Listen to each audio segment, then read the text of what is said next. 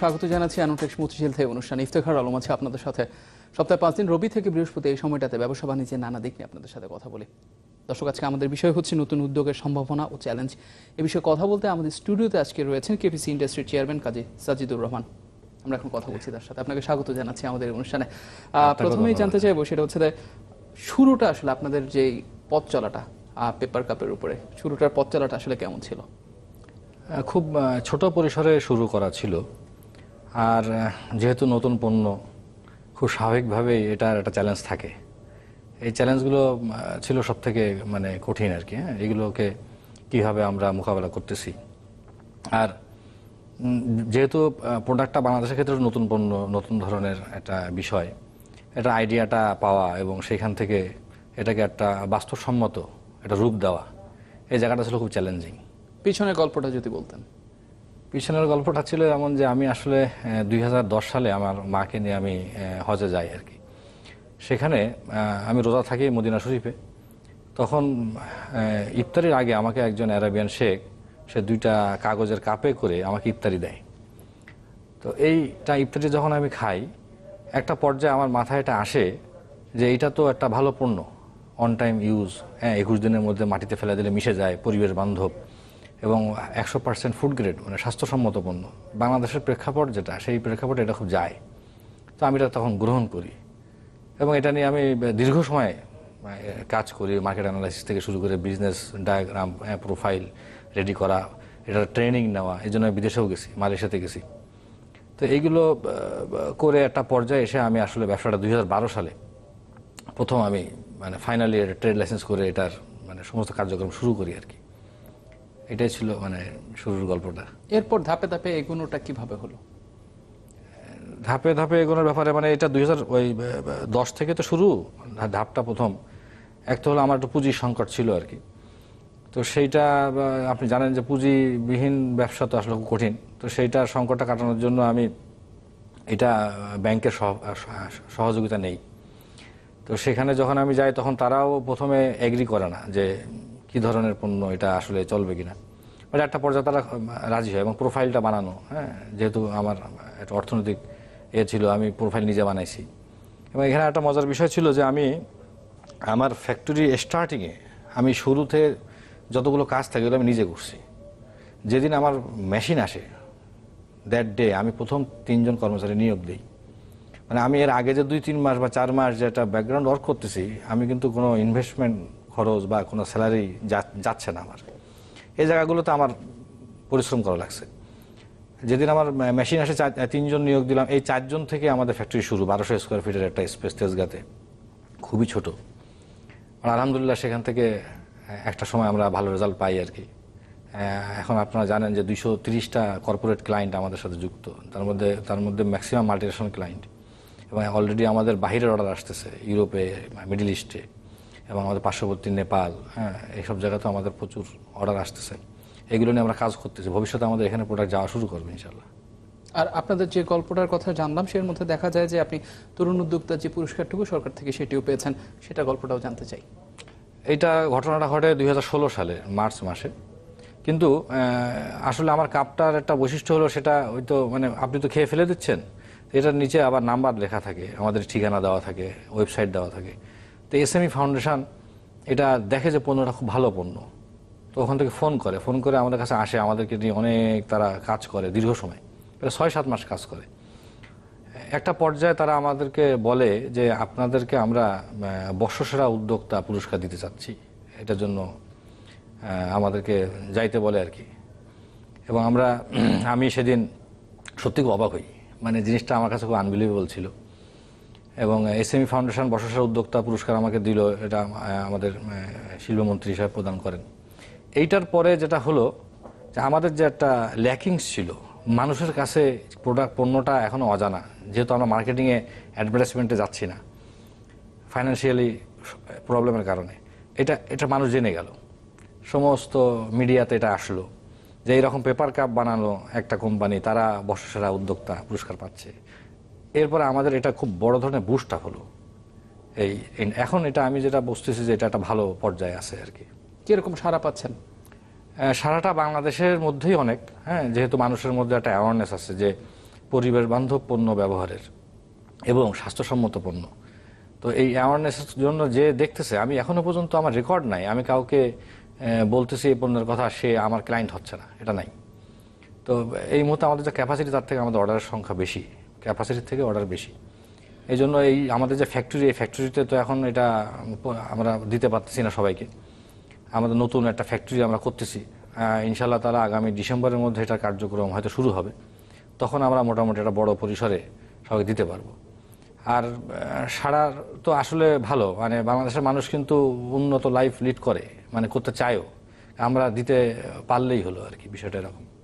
প্রথম শুরু থেকে, অর্থাৎ এই যে সেক্টরটি কখনোই কারো কাছে পরিচিত ছিল না, সেই সেক্টরটিকে সামনে নিয়ে এসে এবং নিজে থেকে এগিয়ে যাওয়া, কি কি বাধার মুখে পড়েছেন যদি আপনার কাছে জানতে চাই?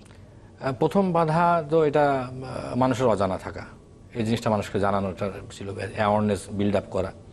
মানে আমাদের গভর্নমেন্ট লেভেল থেকে সাধারণ মানুষ পর্যন্তই যদি হিসাব করেন, এখনো পর্যন্ত গভর্নমেন্ট লেভেলে এটা পরিপূর্ণভাবে ধারণা নাই যে আসলে প্রোডাক্টটা কি, তার কাঁচামালটা কি। এখন সুবিধাটা হলো প্রোডাক্টটা আসলে আপনি দেখলে, আপনার হাতে নিলে আপনার বুঝতে সময় লাগে না, তো মানুষ বুঝতে পারতেছে যে না আসলে তো তাই, এটা তো একটা ভালো পণ্য। আর এটা বিদেশে খুব বেশি প্রচলিত, এমনকি ইন্ডিয়াতে ব্যাপকভাবে এটা মার্কেট পাইছে। তো সেই জায়গাগুলো যে বাধাগুলো ছিল, এটা আমরা অতিক্রম করছি। আর একটা বাধার কথা যদি আমি বলি, সেটা হলো মনে করেন যে একজন এন্টারপ্রেনার হিসাবে তার নিজস্ব জায়গার সমস্যা থাকে, সেখানে ভাড়া জায়গায়, আপনি জানেন যে ঢাকা শহরে ভাড়ার ব্যাপারটা খুবই জটিল এবং এক্সপেন্সিভ। তো সেখানে যদি সরকারিভাবে যদি নতুন উদ্যোক্তাকে, ভালো উদ্যোগগুলোকে তারা যদি সহায়তা করে ল্যান্ড দিয়ে, এটা একটা সুবিধা পাইতে পারে। এছাড়া একটা ইন্ডাস্ট্রিতে 13টা লাইসেন্স করা লাগে, মানে শুরুতে ট্রেড লাইসেন্স শুধু একটা মাত্র ডকুমেন্ট, এছাড়াও অনেকগুলো ডকুমেন্ট বানাতে, ভ্যাট, টিন, আপনার ফায়ার লাইসেন্স, এইভাবে আপনার বিনিয়োগ বোর্ডের পারমিশন, মূসক, এই যেগুলো আছে, এগুলো করা খুব জটিল একটা প্রক্রিয়া। এই জায়গাগুলোতে একজন এন্টারপ্রেনার যেভাবে বাধাগ্রস্ত হয়, আমার ব্যক্তিগত মতামত হলো এটা হওয়া উচিত না। এই জায়গাটা আরও সহজ হওয়া উচিত এন্টারপ্রেনার তৈরি হওয়ার ক্ষেত্রে। সেক্ষেত্রে কি ওয়ান স্টপ সার্ভিসের কথা বলছেন, না আপনারা পুরো জিনিসটাকে এক ছাতার নিচে আনা, কিংবা প্রক্রিয়াটা কি হতে পারে বলে মনে করছেন? আমার কাছে সবচেয়ে সহজ প্রক্রিয়া হলো, আমি একটু অন্যভাবে বুঝাই বলতে পারি। আমার পণ্যকে আমি মানুষকে চেনার জন্য আমি কিন্তু মার্কেটিং পিপুল রাখি, তারা এক্সিকিউটিভরা যায়। তা গভর্নমেন্ট তো ব্যবসায়ীর কাছ থেকে ট্যাক্স নেয়, ভ্যাট নেয়, তাহলে আসলে তো ব্যবসায়ী তার একটা ক্লায়েন্ট, এটাই কিন্তু বাস্তবতা। তা আমি যদি ক্লায়েন্ট আরও বৃদ্ধি করি, তাহলে আমি ট্যাক্স ভ্যাট বেশি পাবো।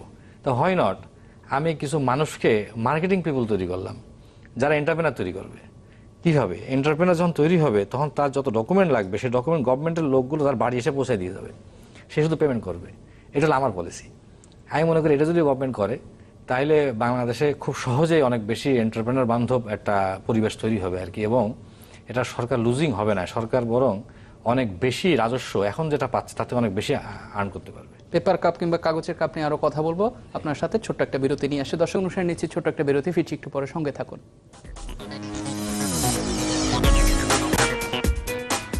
দর্শক, বিরতির পর আবারও স্বাগত জানাচ্ছি আনুটেক্স মতিঝিল থেকে অনুষ্ঠানে। জনাব সাজিদুর রহমান, আপনার শুরুটা শুনেছিলাম। এখন যে জিনিসটি জানতে চাই, নতুন পণ্যটি বাজারে আসার পর বেশ সাড়া পড়েছে, আপনিও বলেছেন, এবং বাজারে তা দেখা গিয়েছে। কেন বারবার আমরা সেই পেপার কাপের দিকে কেন নজর দেব? কারণটা হলো খুব সহজ। আপনার বৈশ্বিক যে এখন যে অবস্থা, আমরা জলবায়ু পরিবর্তনের দিকে সব থেকে আমাদের বেশি এখন মোটিভেশন, এবং আসলে হওয়া উচিত। কারণ আপনি হয়তো আপনার লাইফটাকে পার করে দিলেন, বাট আপনার নেক্সট জেনারেশন তো আসতেছে। ইতিমধ্যে ঢাকা শহরের জলাবদ্ধতা দেখতেছেন, এটা কিন্তু একটা কারণ। আমরা পরিবহন পণ্যের ব্যবহার থেকে আমরা অনেক দূরে আছি। তো এই জায়গাটা তো অবশ্যই পেপার কাপ ম্যান্ডেটরি হয়ে গেছে, কারণ পেপার কাপ 21 দিনের মধ্যে মাটিতে মিশে যায়। এবং এটা সবথেকে বড় কথা, এটা সাউথ আমেরিকাতে যেখানে এই গাছটা উৎপন্ন হচ্ছে, সেখানে এই গাছটা কাটারও প্রয়োজন নাই, এটা সাল থেকে এটা তৈরি হয়। এবং এটা 100% ফুড গ্রেড একটা পেপার, মেকানিক্যাল পাল্প বলা হয়। একটা হলো কাগজের দুইটা পার্থক্য আছে, একটা হচ্ছে কেমিক্যাল পাল্প, একটা মেকানিক্যাল পাল্প। মেকানিক্যাল পাল্প হলো 100% ফুড গ্রেড। তো সব দিক থেকে আপনি সিকিউরড, এবং প্রাইজের ব্যাপারটাও যে খুব বেশি ওয়ার্ল্ড মার্কেটে তাও না, তাহলে হয় নট পেপার কাপ। আর এখানে সবচেয়ে বড় কথা, এখন পুরো ওয়ার্ল্ড চলে গেছে তার বিজনেসের যে স্ট্র্যাটেজি, মার্কেটিং পলিসি, ব্র্যান্ডিংয়ের দিকে। পেপার কাপ একটা বড় সুবিধা হলো এই যে আপনি খুব অল্প খরচে আপনার প্রতিষ্ঠানের মধ্যে ব্যবহার করতে পারছেন, আপনার ব্র্যান্ডিং সহ। তাহলে আমি কেন এটা করব না? তো এই জন্য আসলে এটা যাদের কাছে আসতেছে, যারা দেখতেছে, তারা সবাই অ্যাকসেপ্ট করে নিচ্ছে, এটা কোনো সমস্যা না। এটা আমাদের জন্য পজিটিভ আর কি বিষয়টা। আপনি বিশ্বের বিভিন্ন দেশে গিয়েছেন এবং প্রশিক্ষণের জন্য গিয়েছেন, সেখানে এটা সারা কেমন পেয়েছেন? হ্যাঁ, আমি তো প্রথমে মালয়েশিয়াতে গেলাম। মালেক্স কোম্পানি খুব নাম করা ওয়ার্ল্ডের পেপার কাপ ম্যানুফ্যাকচারার, সেখানে আমি প্রশিক্ষণ নেই। পরে চায়নাতে যাই, এটার পুরো টেকনোলজিটা আমার মধ্যে আনি, ট্রেন আপ করি নিজেকে। এটার পরে তো আমি এটা ফ্যাক্টরি স্টার্টিংয়ে এটা আমি করছি। পরে আমি যখন 2016 সালে আমি বর্ষসার উদ্যোক্তা হলাম, তখন বাংলাদেশ সরকার আমাকে, মাননীয় অর্থমন্ত্রী আমার সাথে আমি নেদারল্যান্ড ট্যুর করি ইউরোপে। সেখানে একটা মেলা হয় এবং সেখানকার স্থানীয় ব্যবসায়ীরা প্রচণ্ড আগ্রহ প্রকাশ করেন, যারা চায়নার থেকে এটা আনতেছে, বাট আমাদের কোয়ালিটি তাদের কাছে ভালো লাগে এবং প্রাইজিং ভালো লাগে। তারা আমাদের ফ্যাক্টরি ভিজিটও করছে পরবর্তীতে, ব্যাপক অর্ডার। তাদের আইসক্রিমের কাপে, আমাদের যেমন কফিটা বেশি, চা বেশি, ওদের অর্ডারটা হলো আইসক্রিমের কাপে বেশি। তো সেটা নিয়ে আমরা কাজ করতেছি অলরেডি। হ্যাঁ, আমরা এখনো আমাদের ক্যাপাসিটির কারণে তাদেরকে আমরা দিতে পারি, প্রোডাক্ট দিতে পারি নাই। বাট আমাদের টার্গেট হলো তাদেরকে জানুয়ারি ফেব্রুয়ারিতে, নেক্সট 2018-এর জানুয়ারি ফেব্রুয়ারিতে আমরা হয়তো ইউরোপে এক্সপোর্টে যাব। এরপরে বাণিজ্য মন্ত্রণালয় এবং export processing bureau EPB KPC ইন্ডাস্ট্রিকে স্পেশালি দুবাই ইন্টারন্যাশনাল ট্রেড ফেয়ারে অংশগ্রহণ করায়, যেটা একটা হিউজ ব্যাপার ছিল। ইন্টারন্যাশনাল ট্রেড ফেয়ার, তাও দুবাইতে। আপনি জানেন যে এখানে 200 কান্ট্রিজ আর কি আসতেছে তারা, এবং বহু দেশের ব্যবসায়ীরা আসছে এবং সেখানে অনেক বায়ার তৈরি হয়েছে। আমি একটা কথা বলে রাখি, ওয়ার্ল্ড মার্কেটে আমার কাছে যা ডাটা আছে, আপনি জানেন ডাটা সবসময় কম হয় অরিজিনাল কোয়ান্টিটির থেকে। তারপর 230 বিলিয়ন পিসেস এটা ইউজ হচ্ছে বর্তমানে পুরো ওয়ার্ল্ডে।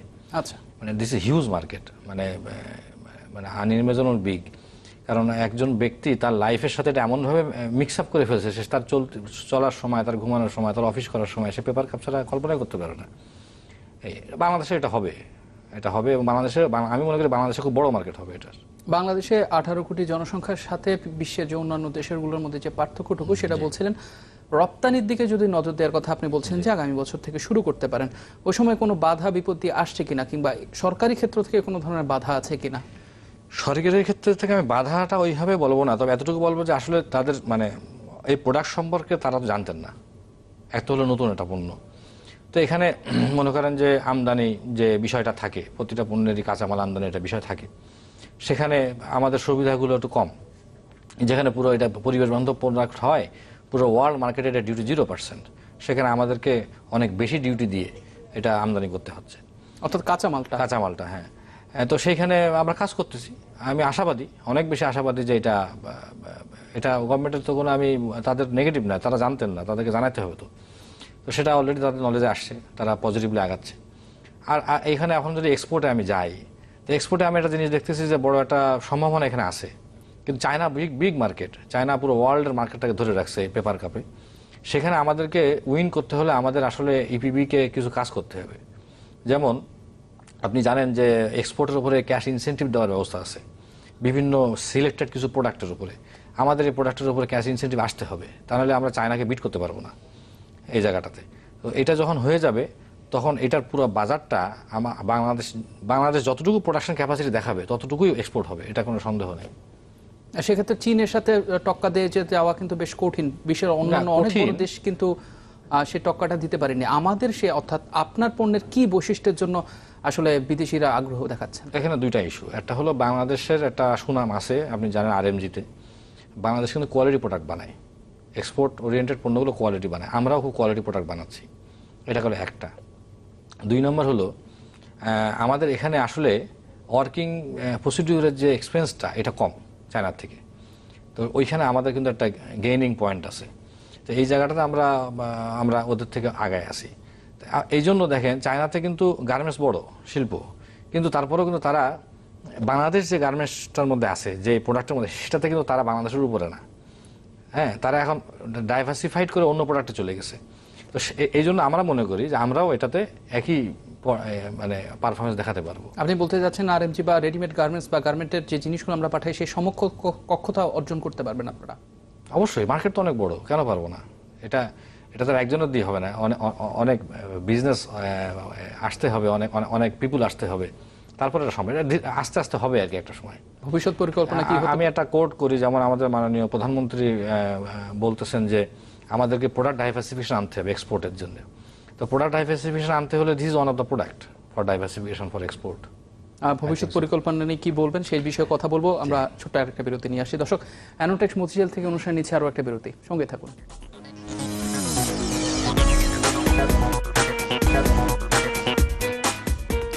দর্শক, বিরতির পর আবারও স্বাগত জানাচ্ছি অ্যানোটেক্স মতিঝিল থেকে অনুষ্ঠানে নতুন উদ্যোগের সম্ভাবনা ও চ্যালেঞ্জ এই বিষয়ে আমাদের সাথে কথা বলছেন কেপিসি ইন্ডাস্ট্রি চেয়ারম্যান কাজী সাজ্জিদুর রহমান। আপনার নতুন যে পণ্যটি এসেছে, যে কাপের কথা বলেছেন, পরিবেশ বান্ধব, সে বিষয়ে কথা বলছিলাম। আপনি নিজেও একজন তরুণ উদ্যোক্তা হিসেবে কাজটা শুরু করেছেন। নতুন যারা আসছে তাদের জন্য যদি বলা হয় যে তারা আসলে শুরুটা এবং তাদের কি কি সমস্যা সমাধান করে তাদের এগিয়ে চলা দরকার, আপনি কি বলে মনে করছেন? তাদের মধ্যে একটা যোগ্যতা প্রথমে আসতে হবে, ধৈর্য এবং অধ্যবসায়। বাংলাদেশের প্রেক্ষিতে আপনার সামনে অনেক ধরনের অনাকাঙ্ক্ষিত বিষয় আসবে যেগুলো আপনি কখনো চিন্তা করেন নাই, বাট ওইখানে আপনাকে খুব শক্তভাবে নিজেকে ধৈর্য ধারণ করতে হবে।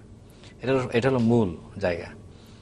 এরপরে আপনি যদি অধ্যবসায় দিয়ে, পরিশ্রম দিয়ে এটাকে আপনি জয় করতে পারেন, তাহলে তো আপনি উইন করলেন। বর্তমান সময় আমার নজরে আসছে যে আসলে অনেকেই চেষ্টা করতেছে এন্টারপ্রেনার হওয়ার।